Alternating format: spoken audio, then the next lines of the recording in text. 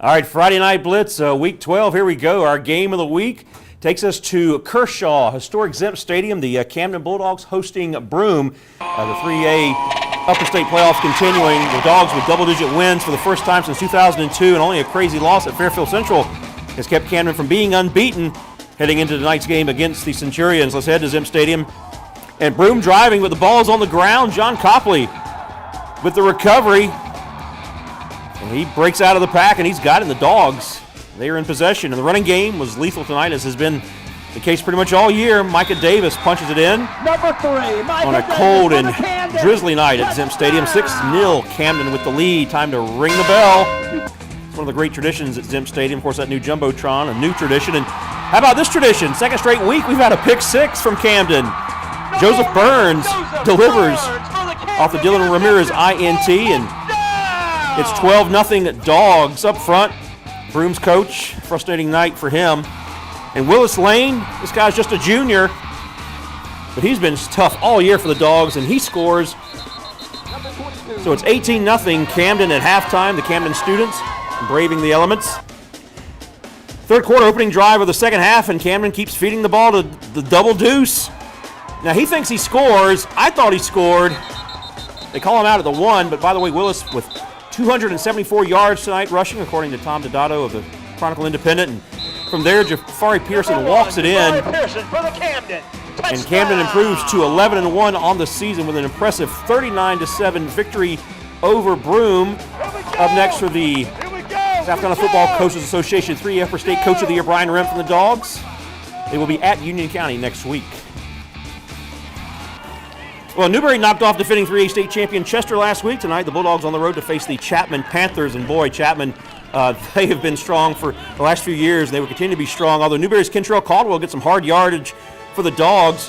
Fourth down, Newberry's Zay Chalmers is stopped. Chapman gets the ball back, and from there, Dante Smith with a nice run for the home team. And then from there, the Panthers just keep piling it on, and Chapman will win this one by a final of 52-14, so Newberry's season comes to an end.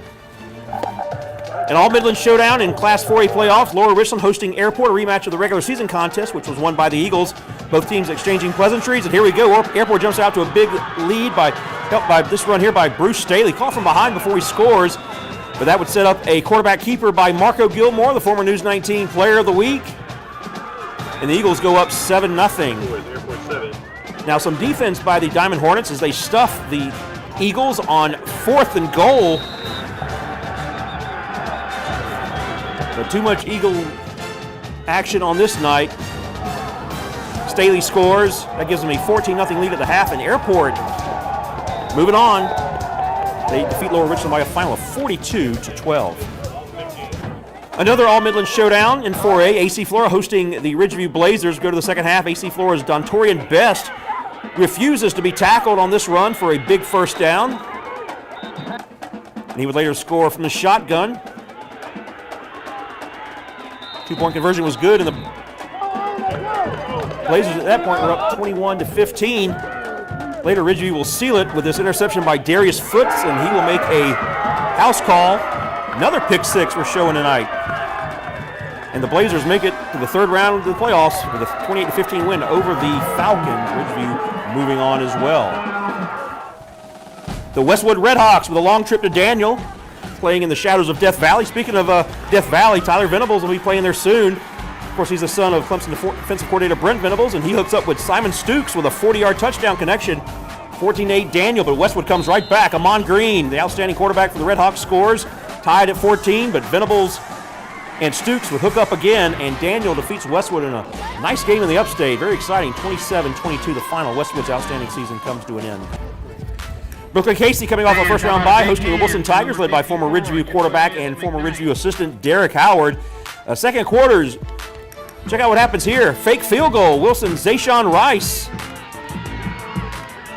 He's going to keep it, and he's going to run it in for a Wilson touchdown. The Tigers from the PD area trying to make some noise at Fort Knox. Brooklyn-CAYCE comes right back. Will Way, touchdown Bearcats, and BC rolls to a 40-6 victory over Wilson. Bearcats advance. Jai Tolan and the Gilbert Indians taking on Lake City. The game had to be played at the River Bluff due to the poor field conditions at Gilbert. But you know what? That was a shorter drive. Worked out for everybody. Indians up 31-6. Opening kick of the second half. And check it out. Alec Holt finds a seam. And he is gone. And he bursts through the cold night air for 6. Nice shoes, too, by the way. I like the red and black. And more from Gilbert. As Tolan will find Jemias Holloway for another touchdown in Gilbert. They continue to be impressive, 45-6 over Lake City. Gray Collegiate Academy hosting St. Joseph's. Third quarter, the War Eagles have the ball, and they're going to go to Casey Adams. Takes the pass from Hunter Helms. And he's going to score for the War Eagles. Now, third quarter, as you can tell, wet night at the Midland Sports Complex. St. Joe's Katie Boyd loses the ball. Braylon Scott Joyner sacks him. And then it'll be Chris Roan with a nice interception for that Gray Collegiate Academy defense. You don't really talk about that much. Usually it's the offense that gets the credit, but the War Eagle defense making it on our highlight reel tonight, and Gray Collegiate Academy advances with a 44-18 win over St. Joseph's from the upstate. All right, here on the Friday Night Blitz, we always encourage you to tweet at us and use the hashtag Blitz19. Here's some of the picks that we had tonight from the game surrounding the Midlands. Again, oh, nice Jumbotron over there at Zim Stadium. That thing really looks sharp on the Friday Night Blitz. So check it out, Blitz19, hashtag Blitz19, and you can be a part of the Friday Night Blitz.